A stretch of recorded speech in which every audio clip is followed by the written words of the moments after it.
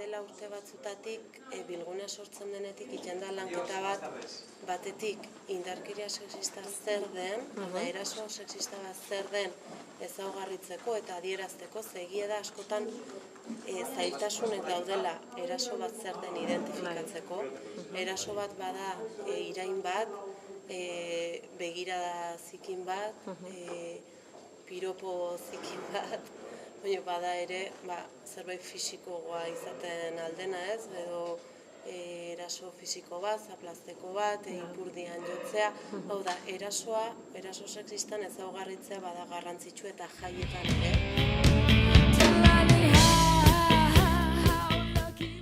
Garrantzitsua da ere emakumeokin lanketa bat itea. Lanketa bat itea erasoen aurren defendatu gaitezkela sinisteko, gure buruk sinisteko, alduntze prozesu bat emateko ere, eta nolabait erasoak identifikatzeko ere bai. Askotan gazteekin lanen kostatzen da identifikatzea begirada bat behar bada eraso badela, edo leku baten igual ez gaude komodo, ez du sentitzen leku seguru badela, eta zergatik ez du sentitzen leku seguru badela.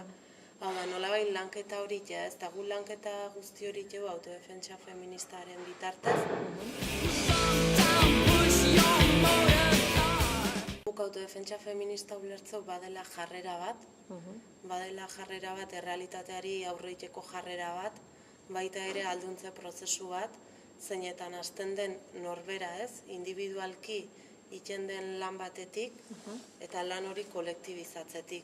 Hau da, bai eraso bat zer den edo ez den, beldurra nola kudeatzen den, hau da, txikitatik ez den gaituzte emakumei kontuz gauen, kontuz kale hortan, kontuz, eta nolabait mezu guzti horiek guregan, ez, beldurra emozio bada, beldurra emozio hori sentiarazten gaituzte etengabe, eta askotan identifikatu gabe benetan beldur horri aurreiteko zer ingenezaken, ez?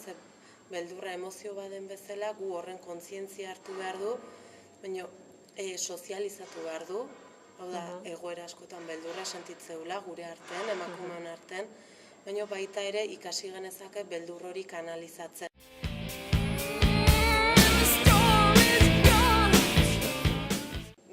Bilgune lantalde badago autodefentsa feministan ingurun, urtetan egondu dien ekarpenak, jakintza guzti hori nolabait bildu dena, eztabaidatu duna ere gure artean eta euskaraz bitarteko bat sortu duna, dela liburuxka hau, aurten atera duela, beldurra gurekin jaiekin autodefentsa feministari, eta hemen biltzen da nolabait batetik patriarkatuaren makineriaren desmontaje bat iten da, zer da patriarkatua, nola egituratzen da, ze lotura daude gure jendarten emakumeok bizi dituen eskubide urraketekin, eta baita ere bigarren atal bat bada emozioen ingurukoa, beldurraren sozializazioa, kontzientziazioa, kudeaketan ingurukoa, autoestiman ingurukoa ere, ze emakumeok gure autoestima lantzea ezinbestekoa da, beharrezkoa da, jarrera autonomo bat, ziur bat izan dezaun, azkenen txikitatik jasotzen ditun mezu ezberdinek irudi estetikoaren ingurun, zer nolako jarrera, sexualitateari dagokionez, ze jarrera edo ze paper izan behun emakumeok, bai espazio publikoan, espazio pribatu, pixkat guzti horren inguruko lanketa bat itea, eta beste alde batetik ere, autodefentsa feminista pasea ariketa ezberdinek, norberak lantzeko, kolektiboki lantzeko, eta azkeneko zatie bada erasoi erantzutea, era individual baten, era kolektibo baten, eta hortarako herramienta ezberdinak lantzen diemen urte desentetako emaitze da. Eta guretzat bada erronka bat eta ikusteu beharrezkoa den zerbait dela emakumeekin lantzea autodefentsa feminista, azkenen egunerokotasunen bizi ditulako eraso ezberdinek, eta autodefentsa feminista ez da soilik teknika fisikoen bilduma bat, baizik eta da jarrera bat, eta jarrera hori nolabait lantzeko prozesua behar da, eta alduntze prozesu bat da hori, kontzientzia hartuz, norbera nola eraikigan, ze autoestima daukun, beldurra, gorputze itxurakiko ze beldur dauzkun, espazio publikoan jarduteko, pixka guzti hortaz, gure motxila hori atera, aztertu, horren kontziente izan, eta norberak erabaki dezon ze jarrerakin nahi diun aurre biziri orokorren,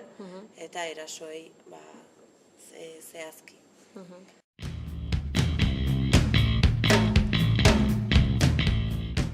Gaur egungo sexualitate eredu honek guztiz lotuta daula ere sistema kapitalistari. Hau da, sistema kapitalistak behar do erreprodukziora bideratutako sexualitate eredu bat, zeinetan emakumek daukun paper bat eta gizonek duten beste paper bat, ez?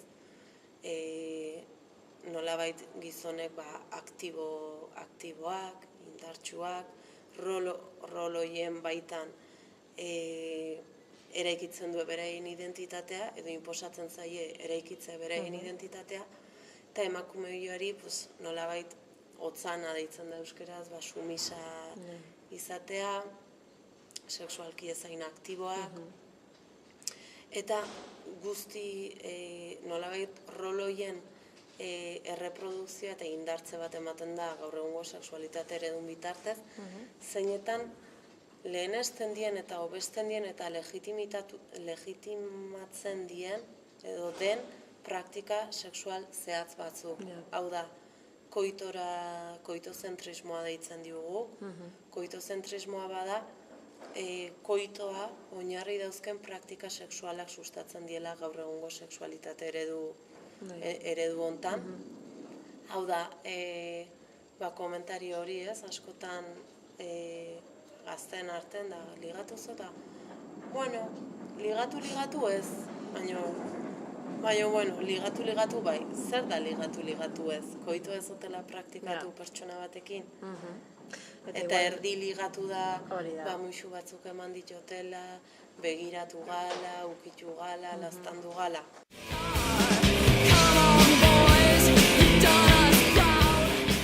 Errezkoa ikusten dula bisibilizazio bat ematea,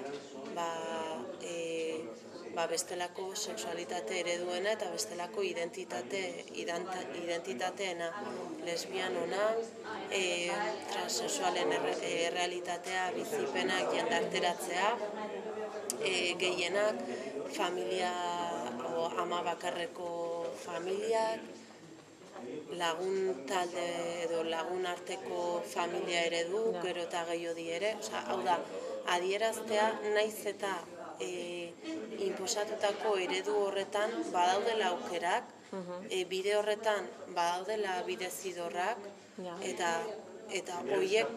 hoien bila joan behar dula, ez? Eta hori jarrera politiko bat dela, eta hortarako nolabait osatu du ere dokumental bat, arrakalak deitzen dena, eta nahi izenburu asko gustatzen zaiz zirrikitu bat ahitzean, ez? Guk planteatzen du patriarkatua badela hitza handi bat, bere araua heterosexualitatea dela, edo hetero araua koitoan oinarritutakoa, bikote ereduan oinarritutakoa, ezkontza oinarri bezala daukena, eta hitz guzti hortan izan gaitezen arrakalak, ez? Hau da, izan gaitezen arrakalak bestelako eredu baten bizi nahi dulako, bestelako sexualitate eredu baten, eta bestelako identitate batzuekin.